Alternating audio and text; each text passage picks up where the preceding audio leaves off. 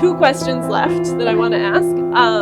The first is something that's always really interesting to me personally, which is whether in your experience, either in academia or in industry, as a woman, you had spaces where you felt particularly comfortable or particularly uncomfortable or particularly included, and what made those spaces good for you or hard for you? That's a good question. I think I've been super lucky. So probably the hardest space was actually as an undergraduate. I think the number of other girls in my undergraduate math classes was often 0, 1, or 2, really small out of a class of, say, 20 or 30.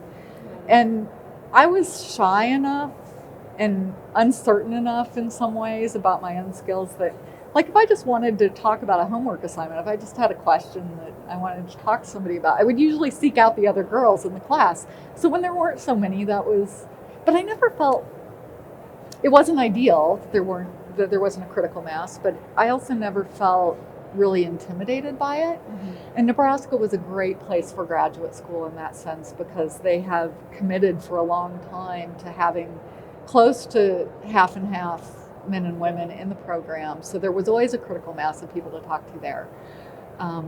I was lucky that Sylvia Wiegand was on the faculty the entire time I was there, and there were other women hired while I was there in graduate school. There may have been others before that I didn't know, but it was mostly men. But they were, I think,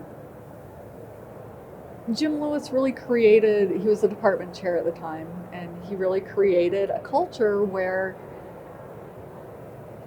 the expectation was inclusion of everyone, and I always felt that. That's really great to hear. Really, really lucky. I was surprised at Sandia to walk into a very largely engineering organization that was also male dominated in a lot of ways, to walk in and sit at a table on a new project, and just the default was respect and the expectation that you absolutely knew what you were doing and you were going to contribute to the project, which was a little bit surprising since I felt so insecure initially myself. But that was the climate there too. So I feel like I've been lucky. Yeah, that sounds wonderful.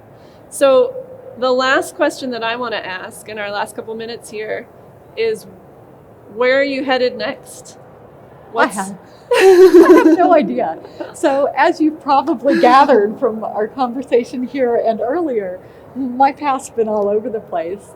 And I'm happy doing what I'm doing. My only reservation, I guess, is that I live in Boulder and I work in Denver and I have a long commute. But in terms of what I'm doing job-wise, I love the job that I have right now.